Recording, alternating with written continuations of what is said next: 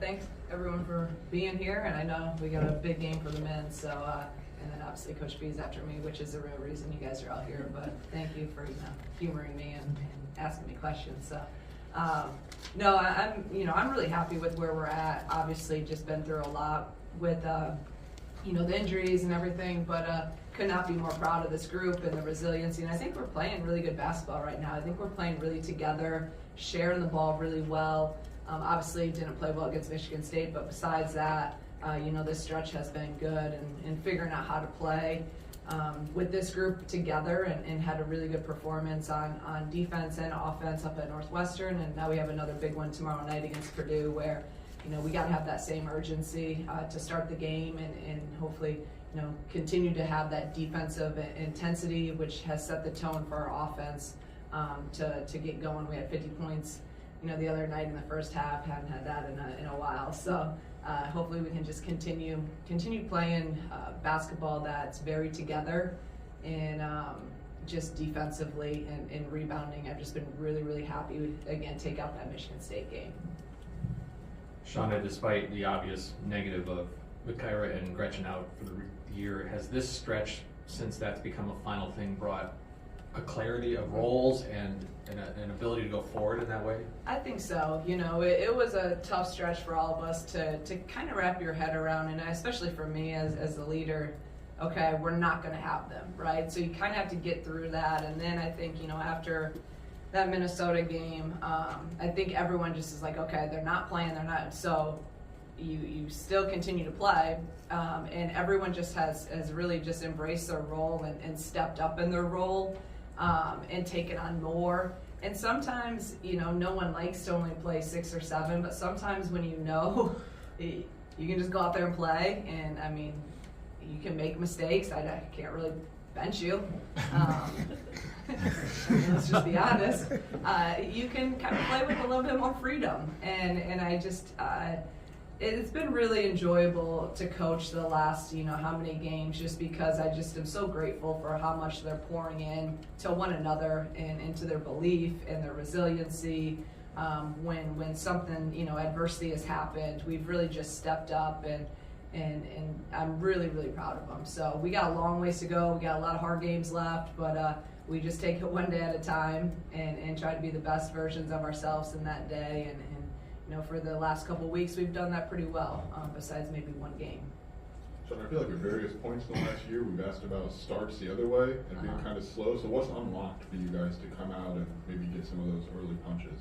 It's funny, Joe, because I was looking, and we've had our best starts the last couple of weeks on the road. We came out on fire at Indiana. We came out on fire at Northwestern. Even Iowa, we got down early. So I don't know what that is. That's an interesting kind of, trend that we've had. Michigan State obviously just wasn't our day, and just they're good, and we couldn't match up with what they were doing. But I think we put such an emphasis on our starts and our first quarters dating back to, last year when we struggled with that. We know that, I talk to them all the time about coming out in the first battle, which is the first 5 minutes, and really, us being the first ones to punch and to really be in attack mode and set the tone with the urgency and the intensity defensively. And I think we've just kind of, we've bought into that, and we've done a much, much better job. Our first quarters have been good. Our first battles have been good. And then the last probably 3 weeks or so, we've gone back to our fourth quarters, where in practice, every day we have a scrimmage with the fourth quarter, and I give them a different scenario, in that last 4-minute battle, if we're up, if we're down, and then we play out that, and I think that's really helped us. And that was after the Minnesota game, where and that was on me. I did not do a good job in the fourth quarter. We didn't execute it well at all, and we should have had that game. So really being intentional in that fourth quarter setting. So really kind of working on the first and that last battle, the last probably month or so. Shauna, obviously Barry and Jazz you brought in because they're talented, but what have you learned about them in the last month or so since they've had to step up? Yeah, I think that's the two that you really have, reaped the benefits of some injuries, because again, if you have a couple more players, and I just know me and probably a lot of other coaches in the country, when you have someone that's a freshman or someone that's younger and, they haven't, they have that sweat equity of you kind of know what they're doing and that trust where if they do make a mistake, maybe you pull them a little bit quicker, where now they've just really been able to play through a lot of things. And to be honest, they haven't really made a lot of mistakes where I don't even want to pull them, but they've really just stepped up. They're confident. They're playing both at a really, high level in their own way to help this team. You can see them daily getting more confident in practice, and then you can see them every game getting more confident. Barry obviously has had a couple of really big games. She had that sequence at Indiana, that 5-point stretch in the fourth, that she just didn't look like a freshman. The confidence she had to take those shots and to make those shots was really, really impressive. So they've been huge for us, and we're going to continue to need them to continue to step up their game as we go through this last stretch of Big Ten play. John, I know last year you referenced with Makira just maybe impacting the game by facilitating, maybe when her shots aren't coming in, but for Jen too, maybe have you just seen that development from her, and maybe that facilitating can unlock other parts of her game as well? I think you're spot on, and the more I just keep evaluating and rewatching our games that were, it just finally got, because I jumped right into Purdue after Northwestern, and I just finally this morning rewatched the Northwestern game and kind of broke that down. And she's just playing with such great patience, and she's seeing the floor really well. She's thinking facilitate. She's picking her spots of when we need her to score, when we need her to just run the team. And that's a new role for her, really. She's getting to the free throw line at a high rate, which she hasn't really done in the past. Usually we're running her off stuff for threes. She's just scored in a variety of ways while also really, again, running our team, getting us set, getting us into to offense. And I think we're being very intentional, even probably more so than last year with running offense. I don't think we're taking as many quick shots, which sometimes they're great when you make them, but then when we don't make them, a lot of times they're runouts for the other team. So Jen's growth and how she's really took on this role has, again, been super impressive, and just really proud of her.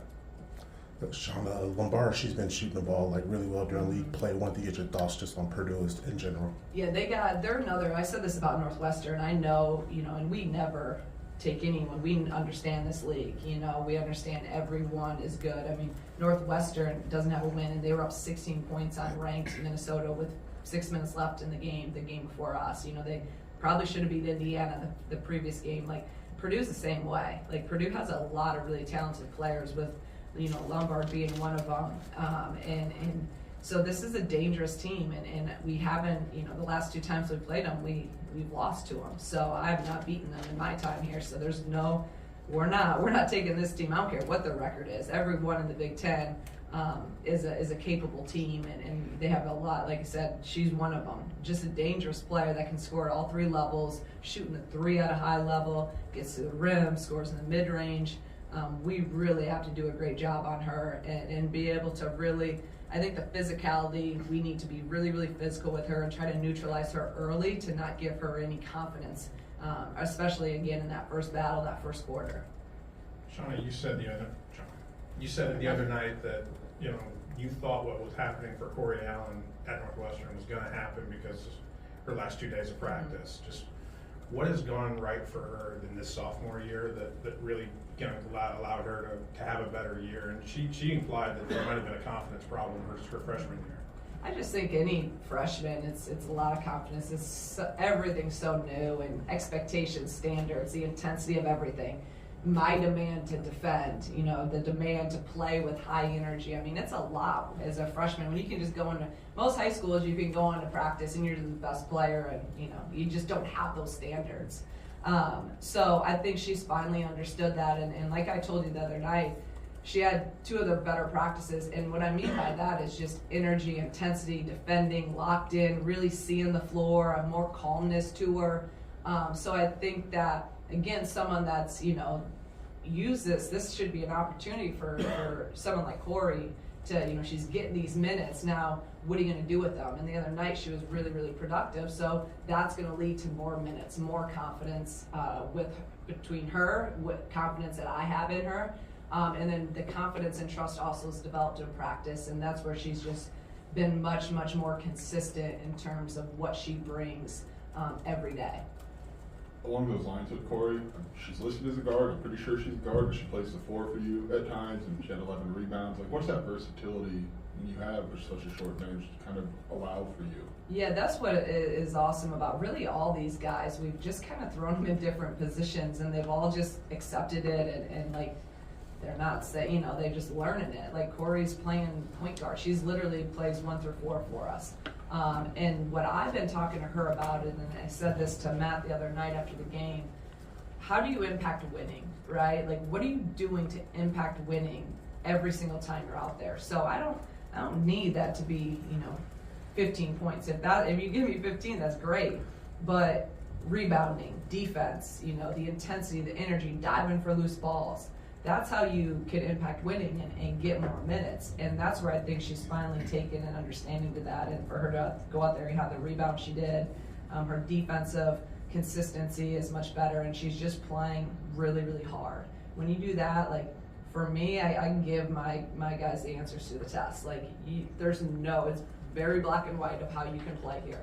If you play really hard, you defend and you rebound, and you do the little things, I'm going to find you minutes to play. And I think that she's now accepted that, doing that, and making an impact on winning. Coach, how much of that ability to handle adversity would you attribute to the leadership of Kendall Bostic, and is that kind of enhanced with the injuries and the shortened roster? I think, with KB and all of our seniors, and especially, our whole senior group, they're just so determined. They know it's different when you know this is your last year.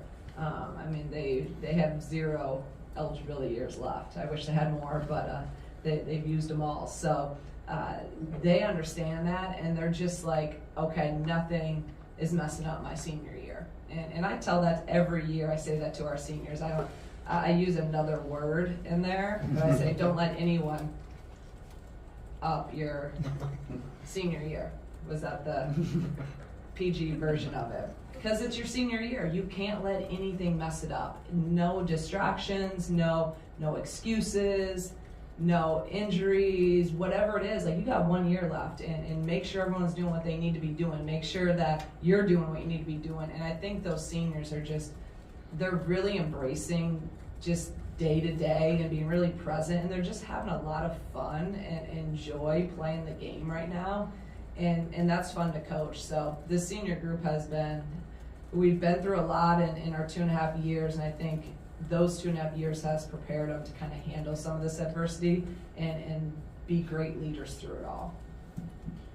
Shauna, not only do you lead the conference in free throw shooting, but you also top 5 in the conference in getting to the free throw line. Just how much of a key has that been, and an emphasis maybe for you as with the maturity of this group? No, it's been huge this year, and it's been something that we kind of thrive on and accept it as our identity. We've kind of found ways. Every year's been a bit different, right? Our first year we shot the 3 at a high level. Last year not as much. Now this year, we're not shooting as many or as high percentage, but how are we manufacturing points? We're defending at a high level, holding teams to not that many points, and then we're getting to the free throw line. I think I saw, we're top in the conference, and we're top, I think, 15 in the country at free throws made a game. So you got to find ways each and every year, each and every game of how can you manufacture points, and especially right now, you don't just lose those 2 caliber players with 20-some points apiece, and Makaira could go off any night for 20, and Gretchen as well. So we're having to be very intentional with how we're playing, the plays we're running, and then manufacturing the points in any way possible. And right now, that has been through the free throw line. Have you been more intentional about getting back into Phoenix, even though you're down in numbers? It seemed like at Northwestern that no matter who got the ball off the glass, you were just going. There was no outlet pass. No, we were really, really sharp in Phoenix at Northwestern.